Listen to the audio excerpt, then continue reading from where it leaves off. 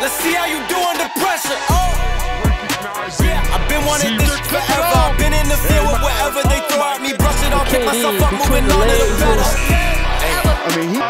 Ain't no errors, baby, it's a new era. I wake up early, feeling rich like I'm Kesha. I get to the paper, boy. Work with me, you know that I got it. Come with me, let's take a trip to the islands. We up on the jet, we'll do more than just fly on it. Stand on that hill, you gon' die on it.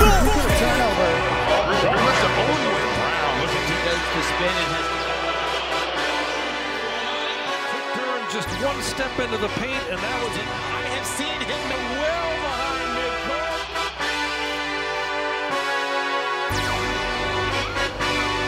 Hey, yeah, let's see how you do under pressure. Bonjour à tous, très content de vous retrouver aujourd'hui pour le deuxième épisode de notre série de ce guide NBA pour la saison 2024-2025 où on va suivre chaque jour une vidéo. Hier donc on a parlé des Chicago Bulls et aujourd'hui on va parler d'une nouvelle équipe, il n'y a pas de surprise, vous l'avez vu sur la miniature et sur le titre de la vidéo. On va parler donc des Cleveland Cavaliers, les Cavaliers de Cleveland en français dans le texte, et de cette histoire qui est en cours. D'une équipe qui, la saison dernière, que j'ai trouvé assez décevante. Moi je les mettais deuxième du classement de saison régulière au début, c'était mon pronostic. Ils l'ont été pendant une partie de la saison, donc j'étais assez fier de moi à ce moment-là, mais ils ont complètement décliné en fin de saison. Ils ont complètement tanké pour ne pas avoir le Heat ou les Sixers au premier tour. Ce que j'ai trouvé assez minable, c'est une des équipes qui m'a le plus déçu en fin de saison. Ils ont fait la même chose que Dallas il y a 2 ans. Voilà, j'ai trouvé ça assez décevant. Bref, et pour moi c'est l'image de la saison que j'ai gardée de d'eux, parce qu'ils m'ont pas réellement convaincu autrement dans leur jeu. Et l'image que j'ai en tête, c'est Bickerstaff sur le banc qui fait toujours cette tête. J'ai l'impression qu'il a fait cette tête durant toute la saison.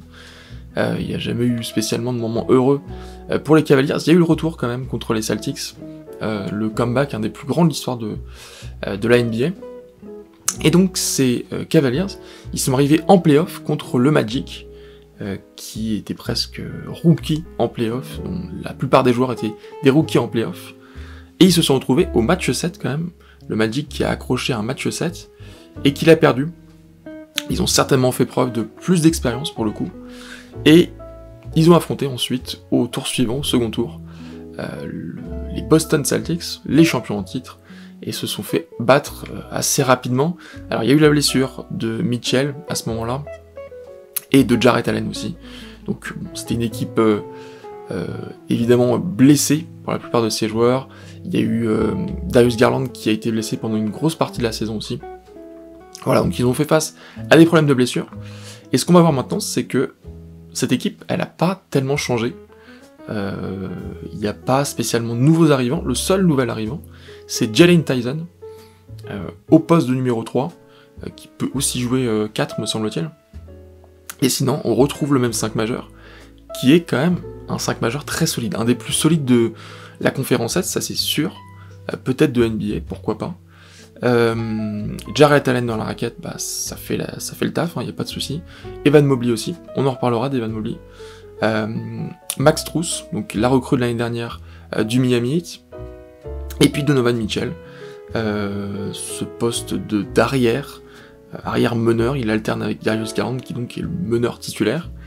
Donc si cette équipe est pas blessée, ça reste une excellente équipe sur le papier, avec aussi des remplaçants de choix. On a Caris LeVert qui est un très bon 6e homme, Isaac Okoro aussi, George Niang ça fait le taf aussi, Dean Wade ça fait le taf, on l'a vu. Le seul problème de cette équipe, je trouve, c'est sur les postes 1 et 5.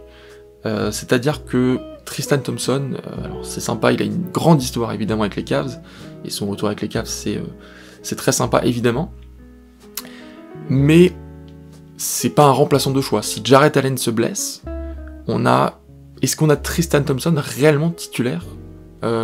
C'est une question assez... J'aurais du mal à répondre à cette question actuellement, parce que soit Jarrett Allen, soit Evan Mobley, si l'un d'eux se blesse, c'est quand même compliqué. Alors je vois plus peut-être Dean Wade intégrer le 5 que Tristan Thompson pour le coup.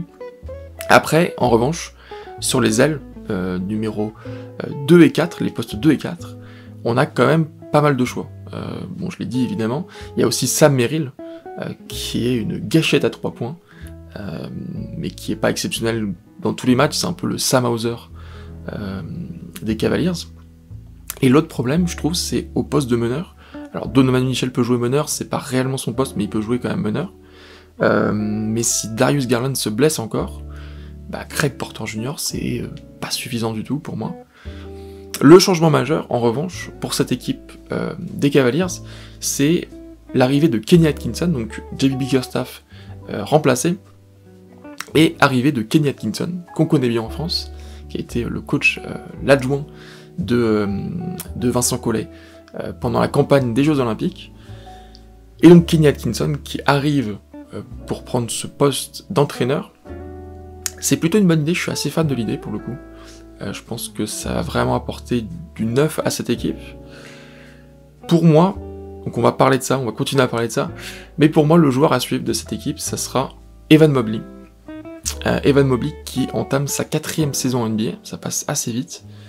Moi j'ai commencé à suivre la NBA régulièrement, c'était lors de sa première saison. Et donc Evan Mobley, quand on regarde ses statistiques, il était quasiment à 15 points dès sa saison rookie. 15 points la saison dernière, 15 points, enfin la saison précédente, pardon, et 15 points la saison dernière. Il n'a pas du tout évolué. Aucune de ses stats, d'ailleurs, je parle que des points, mais aucune de ses stats, sauf peut-être le pourcentage au tir, n'a évolué. Vraiment, c'est assez incroyable. Il fait 3 saisons quasiment identiques au niveau des stats. Donc pour moi, Evan Mobley, c'est la marge de manœuvre de cette équipe. C'est-à-dire que si Evan Mobley progresse, si Evan Mobley fait une très bonne saison, bah, ce sera une équipe qui sera très très forte, qui pourra viser très haut, qui peut viser potentiellement finale de conf. C'est pas du tout impossible, c'est vraiment une équipe qui est bâtie pour gagner, qui a des talents exceptionnels. Pour moi, c'est beaucoup trop juste pour gagner un titre NBA, mais pourquoi pas, sur un malentendu, atteindre une finale de conf. On a bien vu les Pacers l'année dernière en finale de conf, avec si les étoiles s'alignent, c'est possible, pourquoi pas. Et donc j'ai déjà commencé à parler de mes pronostics, mais on va parler plus en détail maintenant.